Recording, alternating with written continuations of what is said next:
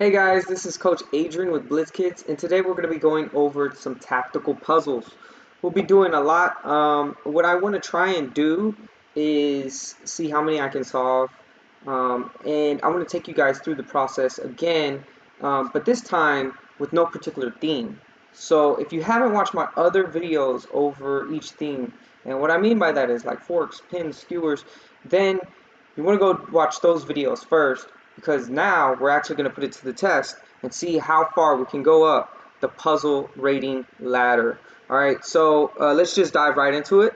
It is black to move, and you just want to look at all of your checks. So go ahead and pause your video and see how what you come up with.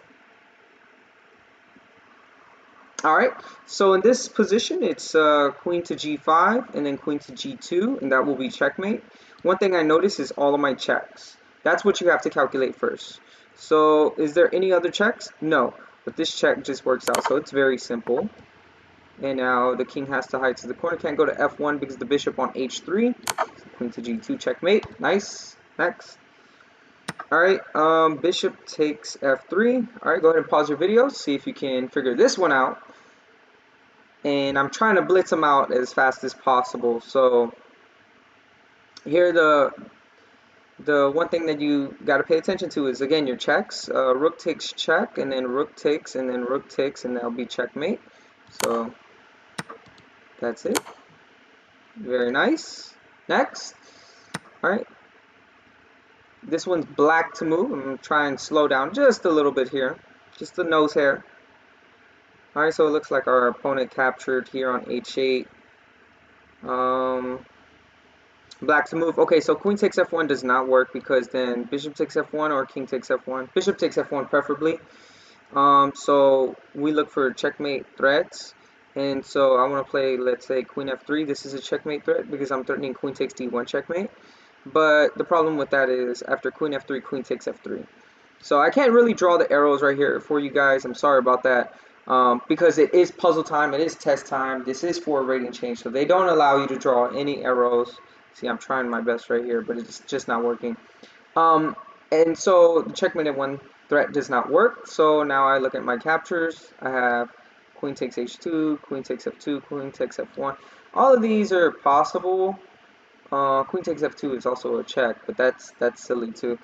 All of these moves are silly, so I'm not going to go over that because our opponent just grabbed our rook. So why would I be grabbing a pawn? Instead, the only thing that's more valuable than a rook is the queen. So we're going to play bishop takes d1 here, and that's going to net us some material. Sorry. So we're going to press next. So it looks like our rating change is doing pretty well.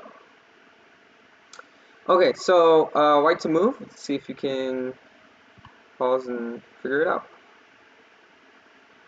Alright, the first thing you want to look at is your checks. To my knowledge, there is no checks on the board. So, what does this mean? Does this mean it's game over? No, of course not. Don't be silly. Alright, the next thing you want to look at is maybe some checkmate threats. Don't see any checkmate threats. Alright, go ahead and see how many captures there are on the board. So I count 1. So what I do is go like on each file, one by one. No rook pawn, no bishop pawn. Oh, this pawn has one here. I almost clicked that, but that's definitely the wrong answer. So that's 1, but that doesn't net me any material. I also have this bishop here on b7, attacking on b7. So that one, I also have bishop takes a5, so that's 3, I have 4, 5, 6 captures. So it looks like I have a lot to calculate for. So I always go with the most material one. So I'd play something like rook takes c5. But then after that, knight takes c5. And so that doesn't win me any material. But if we look at this, this is definitely just hanging. So I definitely want to capture it. But the problem is if bishop takes b7, then I play rook takes b5. My opponent plays rook takes b5. So this leads me to believe that rook takes c5 and bishop takes b7 are both bad moves. But if I play rook takes b7, then that just wins me some material. So rook takes b7 here. Alright, white to move. Don't forget to evaluate the position. So here, I mean, I'm just immediately thinking like, okay, I have the bishop pair, we have both pawns. I'm actually down a pawn here, but with the bishop pair, I should be fine. So go ahead and pause the video and see if you can figure this one out, if you haven't already done so. And immediately I noticed like, okay, I want to play bishop takes d5 because it is hanging, but this bishop is actually putting pressure here on d6. So if bishop takes d5, then bishop takes d6. So I actually don't want to play that. I gotta look at those checks. So how many checks do I have? I only have one. And what do you know? It is the right answer. If I play bishop to e5 check, that forces the king to move out of the way. Let's say king to h7, and then that allows me to have enough time to capture the knight on d5. So bishop e5 check, bishop takes d5. And you'll notice a pattern here, guys, is we're always looking at our checks first. All right, like, of course, you want to train your brain that way, and of course your brain will pick up sometimes different stuff. Like in this puzzle, I immediately saw like, okay, I saw the idea first. So like, okay, the bishop's attacking me. If I take you, you take me. But I use that to absorb the position. I evaluate the position first. I'm just breaking everything down. And then I'm like, okay, let me go to my checks and try to implement some of these ideas that I picked up from absorbing the board.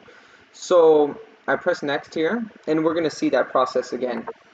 So, okay, I'm playing the black pieces, and immediately I see like a material imbalance. So queen for the two rooks and the bishop. So if we're not careful, white is actually a bit better.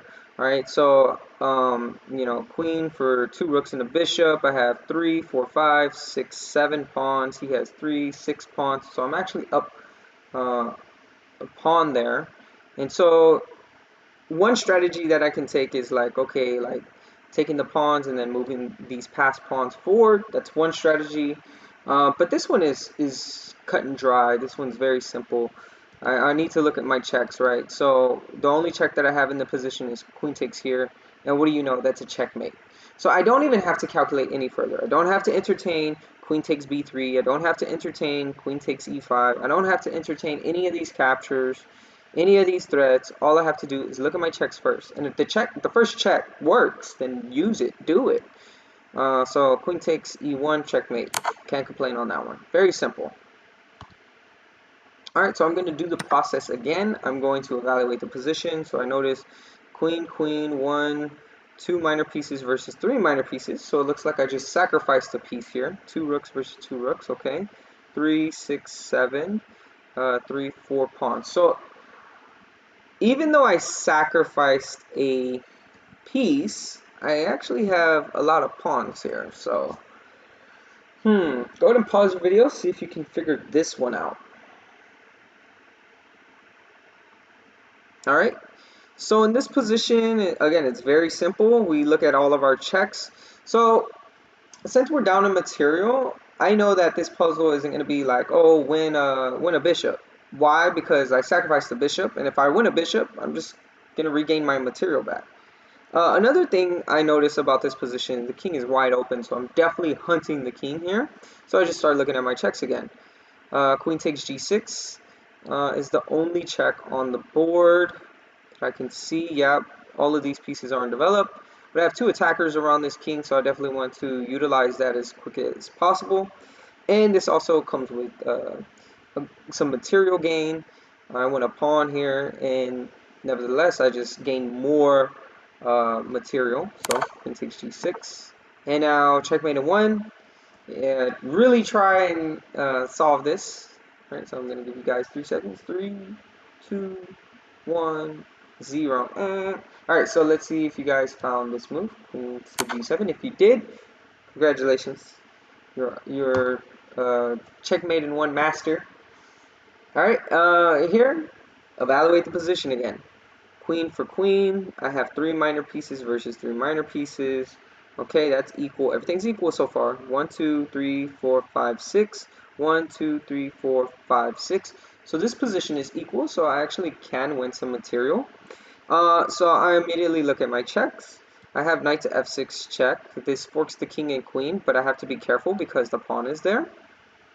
And that is all the checks. So does knight f6 work? No, because there's bishop and pawn. Let's go to the checkmate threats. Can I threaten a checkmate in one move?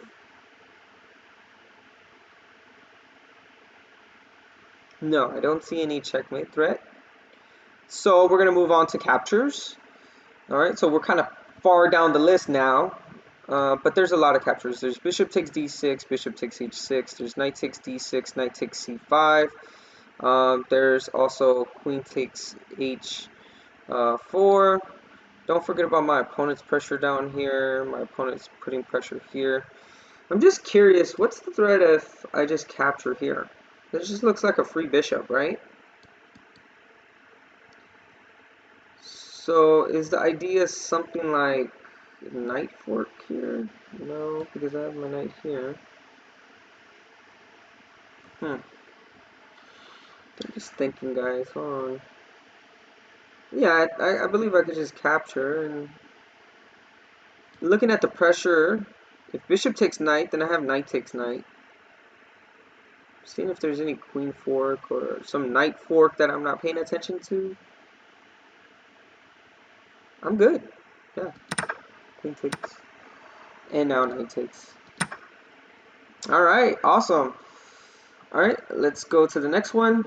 Alright, so again, the process, break down the position. So go ahead and pause and do that. Let's see if you guys can actually do that on your own.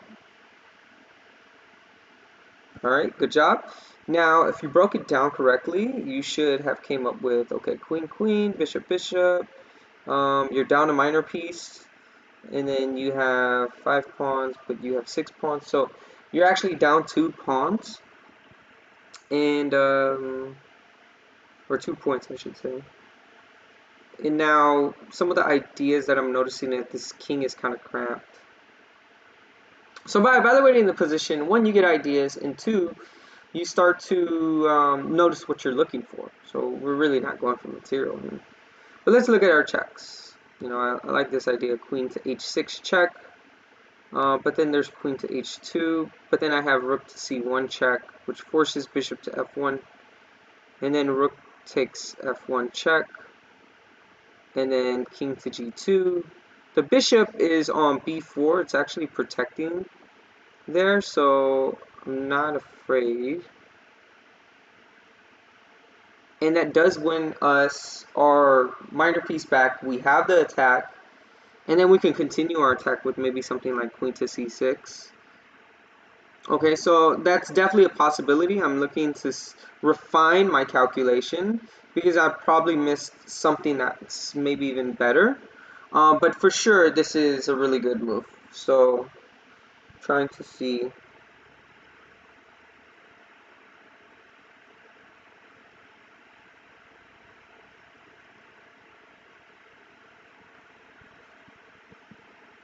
Yeah, this is just good. Okay, so kind of stops right here because there is only this possibility. Bishop h3 is silly because queen takes h3, and then the same thing happens, but worse. We have like a checkmate on the board. So it would have to be queen to h2, and then we would play rook to c1 check.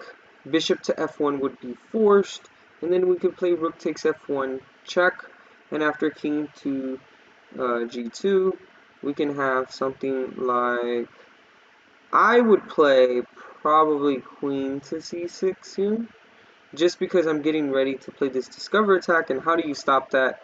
And that brings in the queen, that keeps the queen on the board whenever the king is really badly placed. But alright, we did pretty good today.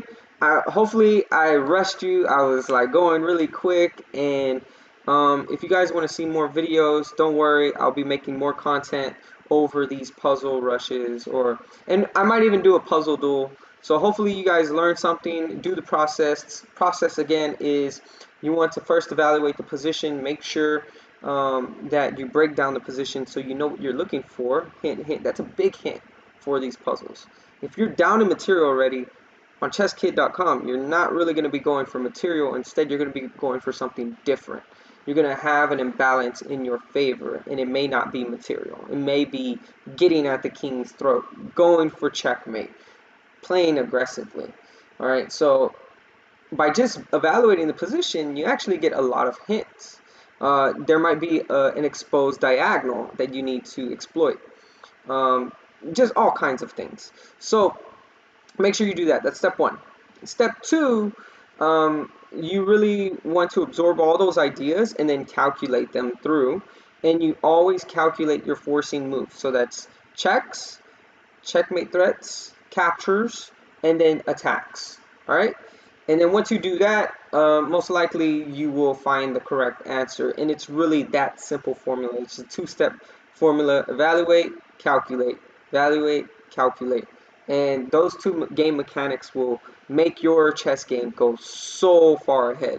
So make sure you're doing that each and every single time. All right. I'll see you guys later.